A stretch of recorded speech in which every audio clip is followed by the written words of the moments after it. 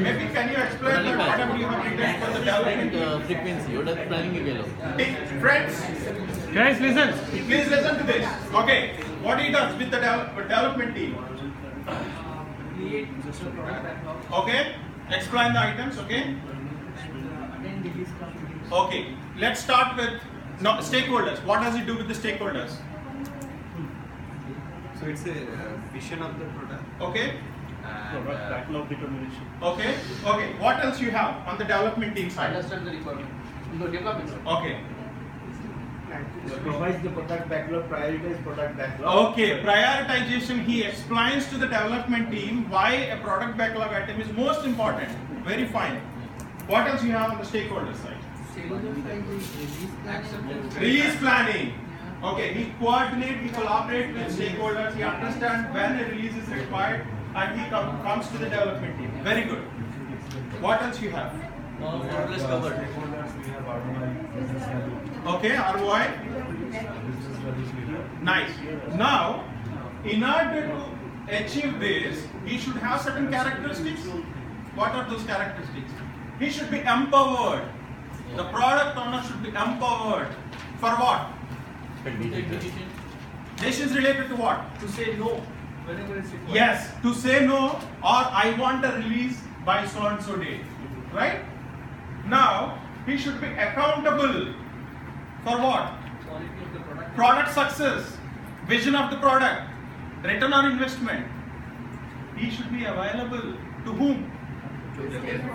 Both. To the development team as well as the stakeholders, right? Yeah. Isn't it?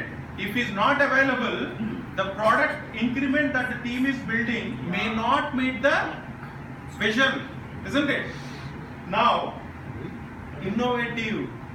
He should be innovative. Why innovative? Why a product owner should be innovative? If you look at the value curve of your product, it looks like this. This is your time graph. This is your value graph. Low value, high value. Initially, when you start your development, it starts like this. Slowly, it gets a steep curve. At some point of time, it gets flattened. You know when?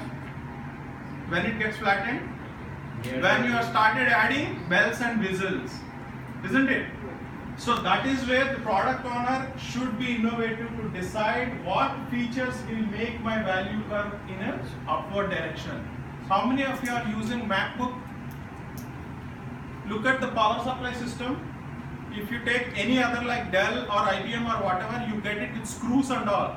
If suddenly if you pull it up, either the plug system will damage or the laptop gets damaged. I am using MacBook here. For some reason, if you have to just plug it like this, nothing will happen. I call it as innovation.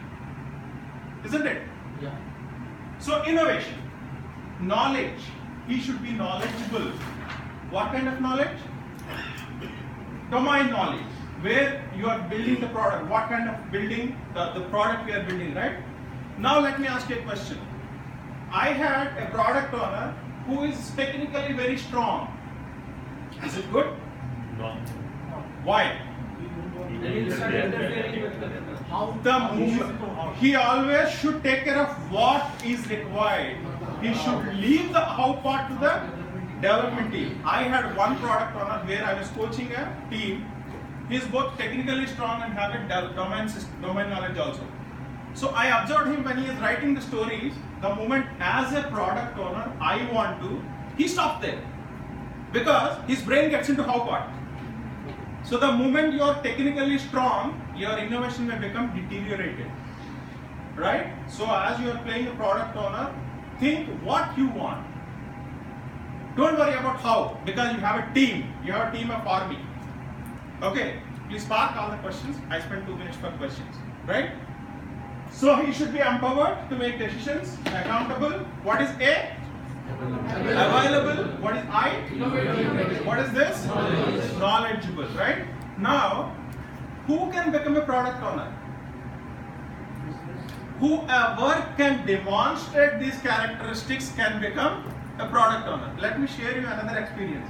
Recently, I was called to assess the agility of one team. So I went into the organization.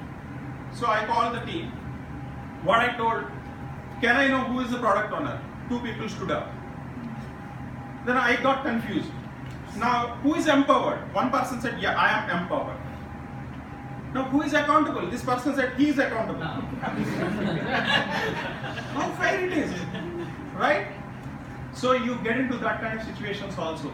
Product owner is one person, he's not a committee, he's not a group, right? Any questions?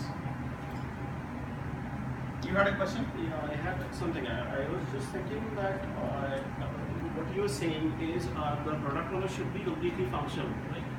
He may have technical knowledge, but he should not use it for making decisions on behalf of the team.